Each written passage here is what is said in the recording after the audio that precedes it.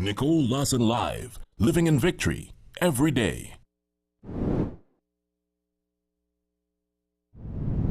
Welcome, this is Nicole Larsen Live. We're living in victory every day, and of course it's a program that's to inspire, encourage, to motivate you. We speak openly, and our guests are very transparent about their journeys throughout their lives and where they are today. And today, literally today is no exception. We have a very special guest. She has been through some types of abuse in her life, which led to a skin condition. My youngest daughter had an incident, not really an incident, but a concern at school one time where she said, "Mommy, I don't want you to pick me up anymore." And I said, "Why?" She's like, "Because the kids keep asking me, what happened to your mommy's skin? And every day I go to school, they're like, what happened to your mommy's skin?" And I went to the car and I cried. But she is now here to tell her story. She is loving herself still, despite. I'm looking forward to speaking with her. Of course, we have our professionals who are going to be giving us their take on what's transpiring on each program here on Nicole Larsen Live, living in victory every day.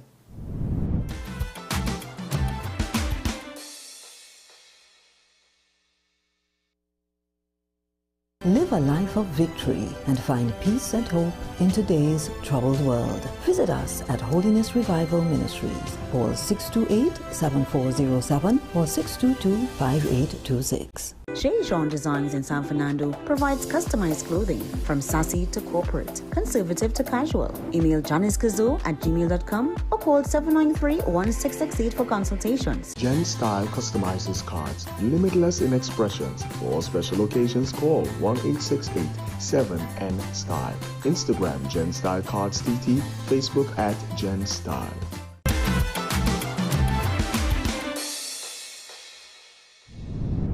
This is Nicole Larsen Live, living in victory every day, and I am delighted to be with you here once again on the program. We have a very special guest.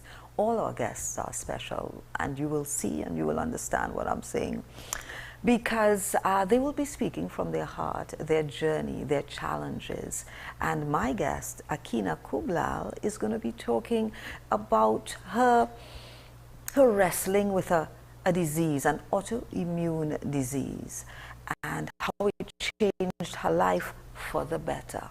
So we're looking forward to this conversation. The name of the book is A Labor of Love. Welcome, Akina. It's a pleasure to have you. Thank you so much for having me. It's good to have you. You know, we've been speaking on the phone for quite some time, and I think I would have done an interview with you a couple months ago, but who would think that I would see you on a one-on-one? I know. Yeah. God is so good. It's indeed. He is good. So let's talk about you as an author, Akina. A fabulous book. It is available on Amazon. Just letting you know, it is available on Amazon. Put that plug in first of all. But let's tell us, where did that book come from? How come, you said to yourself, you know what, I'm going to put pen to paper? Did you ever think that you were an author? I absolutely didn't, because I think anytime we set out to do something, especially something that is foreign to you, it's daunting, but I really wanted to write the book because I felt as though I wanted to be able to leave a tangible legacy from my story for women to not just learn from, but to also kind of just show myself that, all right, it wasn't in vain, So I really wrote the book for myself first, to be honest with you. The book is set out in 9 chapters, and it's tied into 9 months of what it means for a woman to give birth. So each chapter is titled, for example, the first chapter is titled Conception, then we go into the first trimester, second trimester, and things like that. And each chapter I talk about things that I would have gone through in my life and how it ties into giving birth to a physical baby, but also that of any other type of baby, whether it be a purpose, career, something spiritual, things like that. So we're going to talk about how it birthed your purpose. And I want you first to give us a little bit of an idea, you growing up. And we spoke off air about some of the, you said the mistakes that, or the errors that you would have made, and now coming to terms with it. But you know, God has a way of turning around everything and working it out for our good. So let's start from the beginning.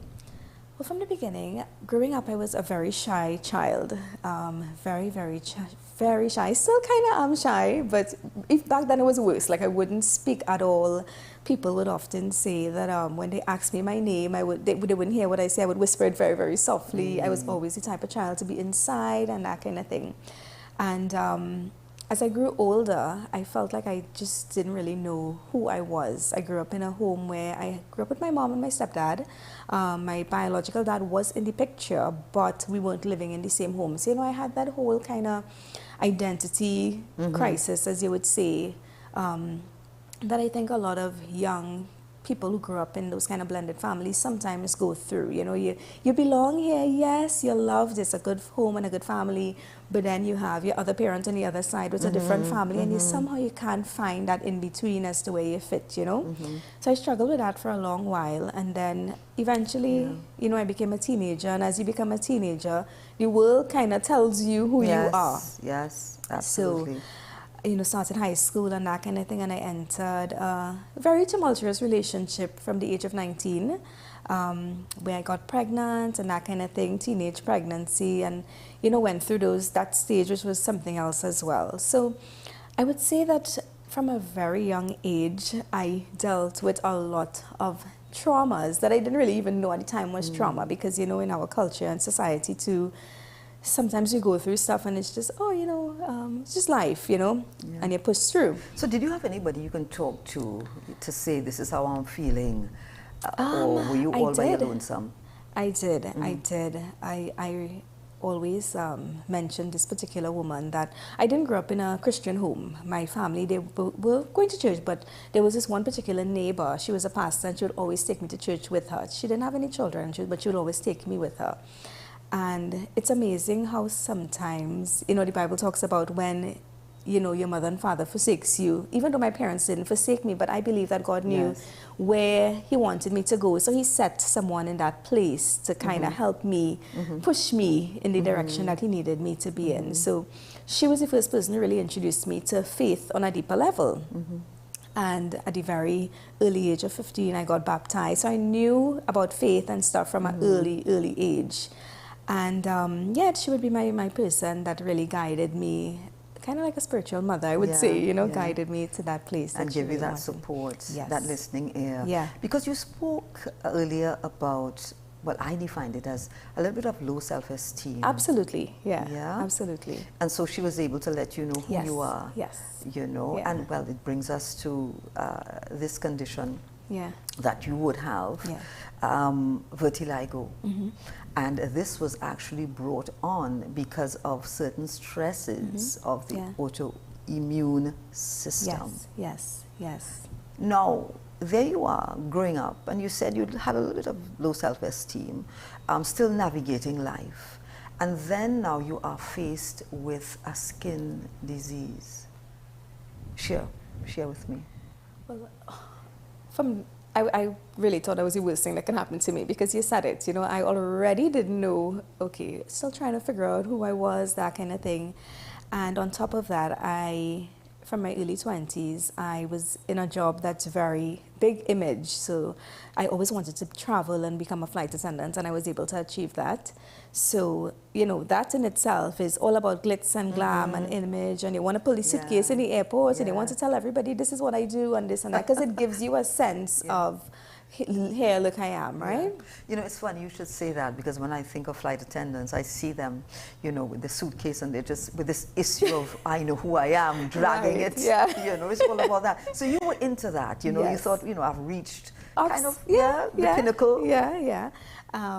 And when I got vitiligo, I was like, okay, so what next, you know, because it's, when you hear vitiligo, the first thing you think of is Michael Jackson. So you feel like automatically I'm going to go from this to that. in no time, and particularly because my spread was very rapid. I've only had vitiligo for about 5 years, and when people see me, they're like, oh wow, only 5 years? But some people are born with it, some people get it from childhood, and you know, there's no telling really how fast or slow it progresses. For me, it progressed pretty quickly, and then sometimes I will get back pigment in different areas, and then it will come back again. Akina, I want you to take me through the first moment when you realized you saw the discoloration on your skin. Yeah. The very first day I remember it very vividly. It was very, very tiny, almost like a small dot, and I thought that maybe, you know, oil burnt me or something, so I ignored it. Then some weeks passed and I saw tiny dots appearing in different places. I said, okay, let me go to the dermatologist. When I went to her, she, you know, they ran all the tests and whatever. They even test you for thyroid and other types of autoimmune conditions, because most times people who have vitiligo, they have other autoimmune issues. So when they did confirm that it was vitiligo, I was like, okay, okay, what do we do now? And she was like, well, we could prescribe some creams and stuff and we'll see what happens. I had a positive outlook, because I'm like, oh, this will probably go away, you know? Obviously, you'd run to the first thing that you do, which is Google, you know, to Google to see what is going to happen. And the creams just didn't work for me, you know. So you had to come to terms with the fact that this is something that's going to start progressing. Yeah, and I had to come to terms with it quickly and also realize that this would be who I am now. You know, very early on, I would not really want to go out much. I would wear long sleeves, and if I go out, I would hide my arms. So if I'm sitting somewhere, I might sit like this. Or I even became very self-aware and realized that I would fold my arms a lot if I went out, you know. Not because I was ashamed so much of how I looked, but the questions. I couldn't deal with the questions and the stares and the comments, you know. That was the most hard part, having to deal with the comments. Do you think that we need, I don't know, to be a little bit more sensitive? Absolutely. As a people? Yeah. You know, even people with disabilities, I find we speak to them as if they are, for instance, they're not there and they're right standing next to you. So you found that you got those insensitive comments as well. When we come back, let's share. Talk to me about those comments that we would have made without thinking. We'll be right back. It's Nicole Larsen Live, living in victory every day.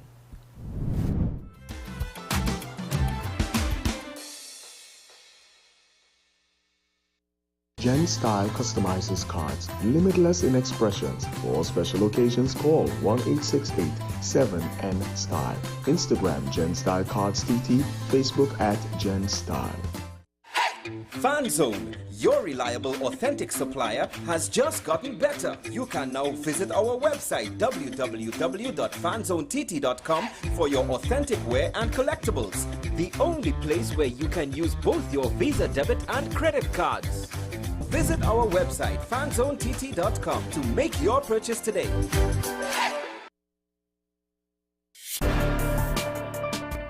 People really want to know, what about me? Where do I fit? Yes. What is in the ride for me in terms of a better Trinidad and Tobago? And I'm pleased to shed some light on that. The purpose of bail is to ensure your attendance at court. That's it.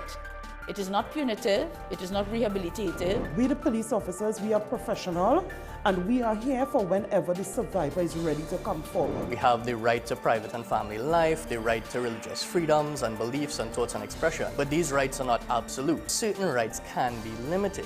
The law is to govern the whole, it's for all of us in public.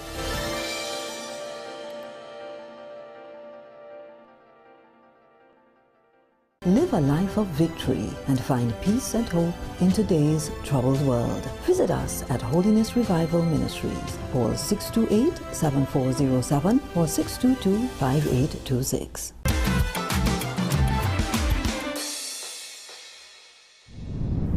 We're back with you on Nicole Larsen Live, Living in Victory every day. And our guest, Akina Kublal, is still here with us. As a matter of fact, she's going to be going into some details as to the insensitivity that we as a people can have when we see someone looking a little bit different. Generally, as a society in Trinidad, I think we say a lot of things and we probably, we joke a lot. We have a lot of lack of empathy here. So, for example, you might have some auntie. We all know if you go to a family function and you gain a little weight, oh gosh, girl, watch how fat you get, or something like that. But sometimes a person might be dealing with a health challenge or things like that. So we can be a bit insensitive as a people.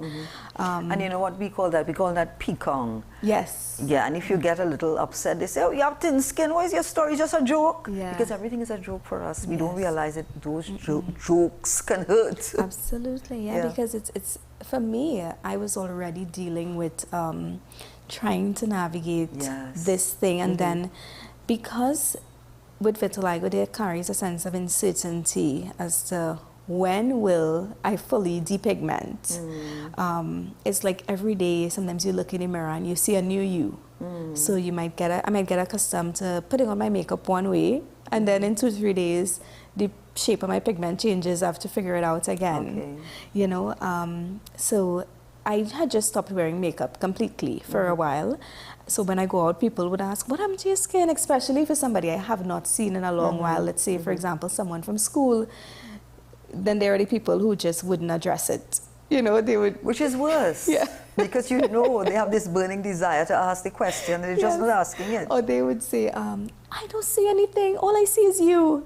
Which could be true, but I often say, and I tell my friends and family this all the time, that people who know me, they see me. So if you know Akina, you see Akina. But if you don't know me and it's a stranger, the first thing you see is vitiligo. And I've seen it a lot with kids, especially innocently. My youngest daughter had not really an incident, but a concern at school one time where she said, Mommy, I don't want you to pick me up anymore. And I said, why? She's like, because the kids keep asking me, what happened to your mommy's skin? And every day I go to school, they're like, what happened to your mommy's skin? And I went to the car and I cried. Now, she wasn't being mean, but just knowing that I was putting my child in a position to have to feel accountable for what I was going through really was tough for me, But it also gave me a deeper sense of empathy for people dealing with other stuff, like people disabled or other autoimmune conditions or things like that. It opened my mind and my heart to really have a greater sense of empathy for people dealing with stuff like that. And there's a quote in the Bible that says that God works everything out for our good. And I am hearing your story from a child growing up and that low self-esteem and not liking yourself perhaps and whatever else happened. And then this disease, and then you become an advocate, because guess what, out of this your purpose was birthed. It was. I could have never imagined that I would be invited to speak at the World Vitiligo Conference this year, to speak to women. And it's amazing how God uses everything, and I talk about that in my book too, but this year I saw it happen in a tangible way. It was not a Christian event. It was not something that was meant to be like that. It was really just to talk about my skin and things like that. But after I spoke, there were women in tears, people crying, people that wanted prayer and things like that. And it was not a regional or a local thing, it was in the US. And there were people from all around the world, Bangladesh, from Africa, Australia, that came to meet in this place, because something amazing happens when you meet in a place with people who understand what you go through. You could tell your story to people and they would have empathy, they would get it, but it's different when you tell it to someone who's been there. And just being in that space with all these people that had gone through so many things, even children. There were children there at the conference who get bullied at school and things like that. It really, really showed me that maybe God allowed this to happen to me so that I could become an advocate, one, but two, so that I could see more of how we need to have empathy in this world. You know, we could be really, really unkind. Yes. You know, insensitive. And it starts from the children. I think we need to speak to our children and expose them to other people with disabilities, different, and let them know that they are still beautifully and wonderfully made by God. You know, as you talk about being an advocate, what is your heart's desire? Because I am listening to you and I'm thinking that you would want someone to see you as beautiful, not necessarily from the outside in, because here's my point. We know of so many actors and actresses who are absolutely drop-dead gorgeous as far as we are concerned. And you hear them talk about themselves saying, you know, I don't think I'm pretty. You know, this needs to be fixed, that needs to be fixed. And we're saying to ourselves, what is their story? So that tells me that beauty is not on the outside. It has to come from within. So I think you as an advocate, maybe you want to teach that. Yes, I have this skin disease, but guess what? I'm still beautiful, but if I didn't have it, I would still need that beauty to come in from the inside out. Yeah, you're so right, because I remember having a conversation with my children one time about if I could get rid of vitiligo, would I want it to? And you know, something I've thought about for a long while. Would I want it to go away? But I can't say that I would, you know, because it's made me... Are you serious? Yeah. You're being honest? I'm being honest. Not because you're on TV? No. Now, if it does go away, I wouldn't be upset. But if I had to choose, I won't, because it's made me such... a better person, and I also think too I have a responsibility to teach my girls and younger women that, as you said, beauty is much more than just my skin. I am so blessed that God said, okay, we'll allow this to happen. There are so many people who have other autoimmune conditions, lupus, rheumatoid arthritis, different diseases that are triggered by stress and things like that, you know, that could end up fatal. So I see it as a gift, in a sense, that God gave me, because, like I said in the very, very beginning, I used to be so shy, and I would hide. I would run to the back of the room, and now I cannot hide. I can't hide because yes, whether you want to hide or not, you can't. So I've had to train myself to become comfortable being seen, because if I go in a room of 20 people, you will identify this about me. It makes me set apart. It makes me different. So it has trained me with how to become more comfortable in who I am. Have you found with this skin disease or skin condition that people come up to you and you are giving advice, but not necessarily only about that? They're coming to talk about their own problems and so. Yeah, I was traveling recently and I had a whole conversation with a lady in the line at immigration about, she started telling me her whole story about her marriage and her children and stuff, and my daughter looks at me like, Mommy, why is this lady telling you all her business?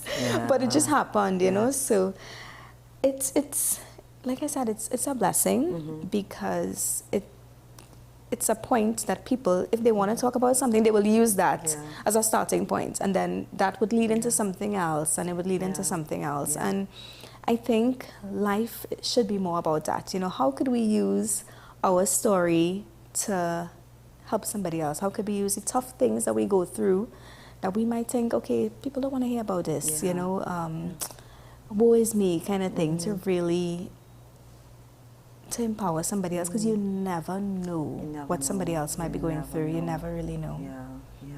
What would the new Akina tell the younger Akina in those days when self-esteem was virtually not there? Say, girl, you are enough. Oh, I love it. You are enough. You are enough, you know. You are enough. You are enough. Because we hear that a lot and we don't believe it. But you are enough. So even the young girls, lately I have been inclined, somehow I got thrust into the field of just doing stuff with young women.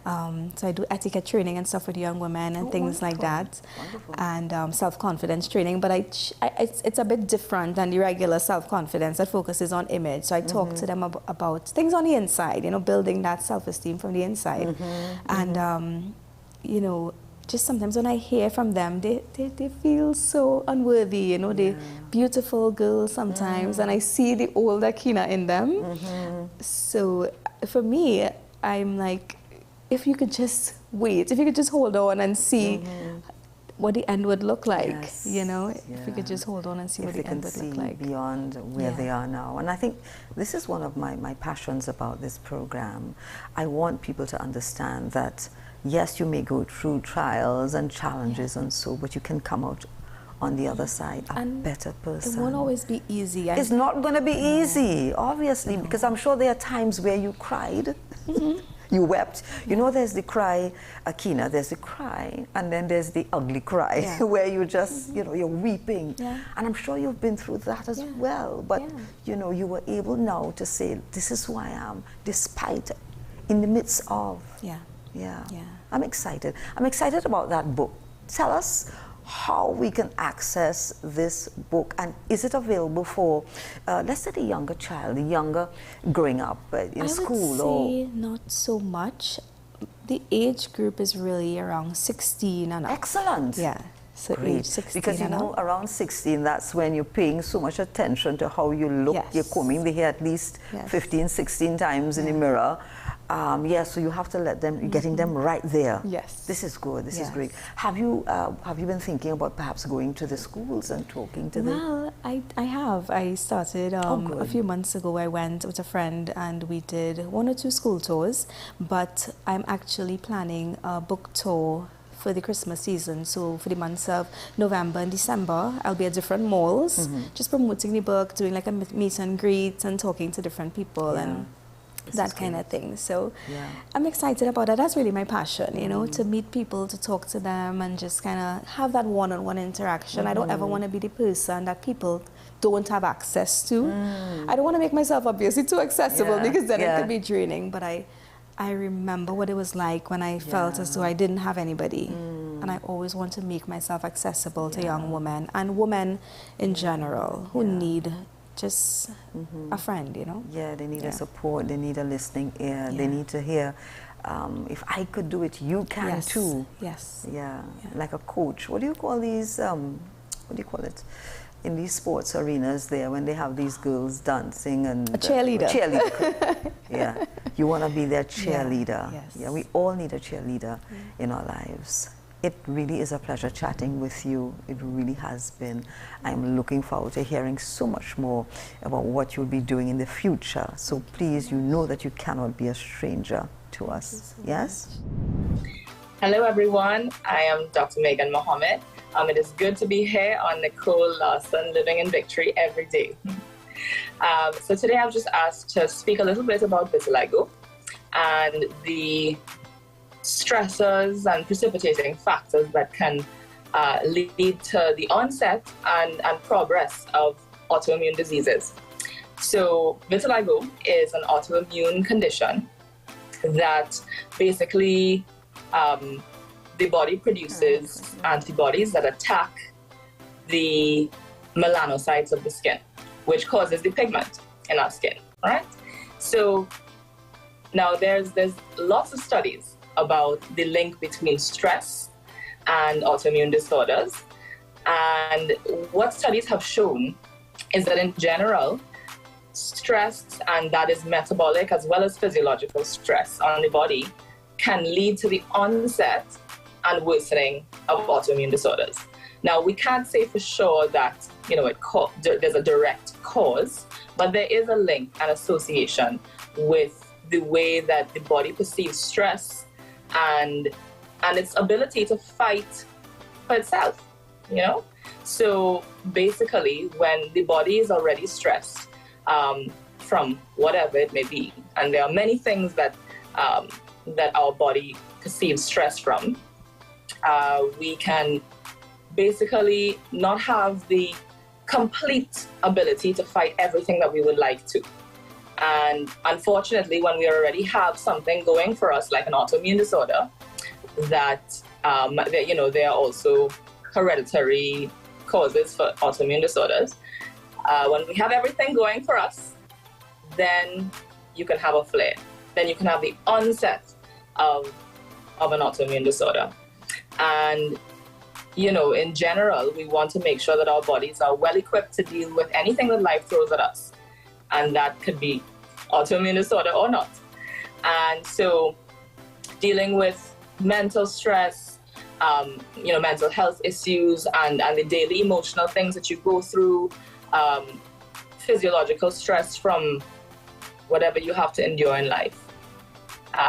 All of these things can contribute to making something like vitiligo worse or even bringing it on to begin with. And I hope that this has shed a little bit of light on how vitiligo and stress impact each other.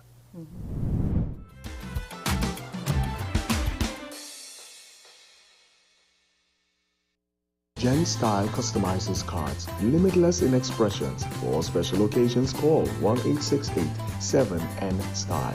Instagram Gen Style Cards TT, Facebook at Gen Style. FanZone, your reliable, authentic supplier, has just gotten better. You can now visit our website www.fanzonett.com for your authentic wear and collectibles. The only place where you can use both your Visa debit and credit cards. Visit our website fanzonett.com to make your purchase today.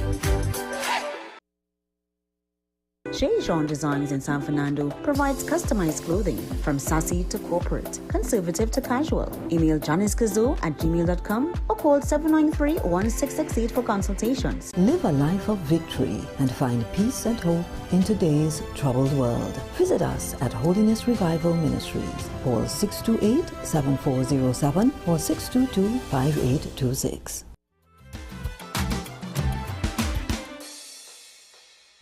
I am Ramnarayan Ramdas of the Vitiligo Association of Trinidad and Tobago.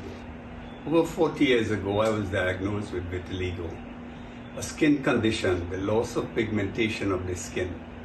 I was very concerned at the beginning, and I took medical treatment from several doctors in Trinidad, but no positive results were seen. Shortly after, an organization was formed in Trinidad when we learned of a medication available in Cuba, and we all decided, a number of us, to go and receive the treatment. We went and took the treatment, and we came back and we brought medication with us. We were told to operate a clinic so we could dispense the medication to our members once we kept their records and they prescribed the medicine as per instructions. I personally was not too adversely affected by my moral and self-esteem because I found out that vitiligo was not terminal, was not physically painful, and it was not hereditary. It was also not transferable from one person to contagious, transferable from one person to the other. So that made me feel good about myself. I was told to become a vegetarian, which I did. I was also told to attend yoga classes, which I did, and I practice every now and again. And that has given me a sense of confidence. All along we had hope that one day a cure will be obtained. And we have operated this clinic for over 33 years, until COVID came and we discontinued up to now. Thank God today we have good news. News coming from Australia that there are signs of a cure. And news from India where pills are available of a cure. And also news coming from the United States that the FDA has approved a drug for treatment. So there are good news. And we would like this message to reach out to younger children and other people newly affected. There's much hope and there are much signs for cure. So we invite all to come to our meeting and hear of the treatment available today. Thank you. And now some motivation and inspiration from the desk of June Doyle. Most of us have a secret fantasy that we think about and that we want to happen, especially if it's unlikely to happen. I pray that your spark will return and you will hear the loud applause of all those who are going to be inspired by your story. Be brave when you're scared. Strength comes from overcoming the things you once thought you couldn't do. It's harder when no one is clapping, but clap a little louder for yourself during those times. Anything is possible if you have the mindset and the desire to do it. Go ahead and put in the work while others sleep.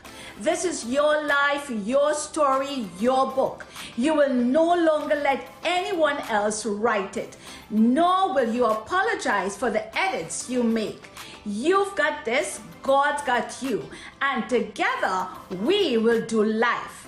This is June Doyle, author and motivational speaker, signing out. Keep the positivity alive. Let's make the world a better place for you and for me and for everyone. Coming up, spoken word artist Kelleen Theophile. I have learned that life happens in moments, a short series of events all merging together to form the beautiful story of our lives, moments. Do you remember the moment when you were young and hopeful and free? The world was yours to conquer, for you to be everything you needed to be. Moments. A sea of opportunities waiting for us to dip our innocent toes and dive into the deep. We dreamed as big as the waves of the ocean, our visions swelling in our hearts, picturing all the job opportunities, the finances in that bank account, and of course the gorgeous partners that we would marry and live a happily lifelong dream. Moments. We dreamed as big as the colors of the rainbow, all these visions flashing before our eyes. The world was ours to conquer. What could stop us and put us aside? These moments. But as quickly as we dreamed big, it was as quickly as the bliss was over, colors turning to gray. The world came at us stronger than we expected it to be. No one told us that the world could be so hard, that there would be some things that we experience that would leave us scarred. Moments. We keep having these moments, like the moment when my body began betraying me and I see my skin begin to turn. How was I able to navigate this new change that is going on with me? I know how cruel the world could be when they see me. Would I be deemed worthy? Would they allow me into the spaces that I wanted to be? These moments keep coming at me as the stress of life continues to build, as things keep happening. How was I to understand as I see my skin change? How was I to change to go with it? I keep having these moments. Or what about the fact that the world of work is such a cruel and harsh zone? Men fighting over each other, stepping over each other, you having to keep looking over your shoulder, tired, underpaid, overworked, putting over everything that you've worked for, your passion, your goals, and your dreams just to make $1. We keep having these moments. What about the lies we had to tell, the secrets we kept, times where we've sat in the church pew tired and alone, hoping and wishing that somebody, anybody will ask us, how are you today? These moments. We expected more of life, but these keep happening. What are we to do now in these moments? I know these moments keep happening, but let's stop, take a breath, and have this moment. In this moment, are you truly worthless? For in the mirror, you see brokenness, but we see resilience. Let me tell you this, darling. Soldiers always stand the risk of getting scarred, but at the end of it all, know that you stand victorious. You stand healed. In this moment and in this space, know that you are more than enough. The world could decide who they want you to be, but you stand as who you were created to be. Because at the end of it all, know that the core of who you are is beautiful, that God took his time, stooped over you, and formed this creation that is meant to withstand difficulty. You are more than enough, and your time has not passed. It will never pass as long as his hand is over you. So square your shoulder up, my darling. Square your shoulder up, young man. You are capable of conquering this world that you once desired. You see failure, he sees someone who is going to come back and become even greater. So understand this with me as we take this moment to declare who we are. We don't care what the world has robbed us of. We are taking back all that belongs to us, because you are not just victorious. It says we are more than conquerors. So in this moment, would you take it with me and declare as boldly as you can that the core of who I am is beautiful, and it will radiate across the land. And so you are fearfully and wonderfully made, a royal priesthood, a more than a conqueror, all these things coming together to make this beautiful testimony of who we are. Look at yourself in the mirror and understand that you are all that you need to be in this moment. And so would you take this chance with me, go on this journey, and from this day on pledge, no matter what life throws at you, your disposition, your attitude, your posture will be one who understands that my scars don't define me, my skin doesn't tell it all. It's what resides within you that will speak loudly for all to see. And so know that all things are made new, and keep moving forward, keep pushing forward. You are more than enough. And so I have learned that life happens in moments. It comes in waves. It takes all some time that it has to offer. At the end of the day, you are in charge. You get to make the decision of all you need to be. And so life happens in moments. What would you do when yours come?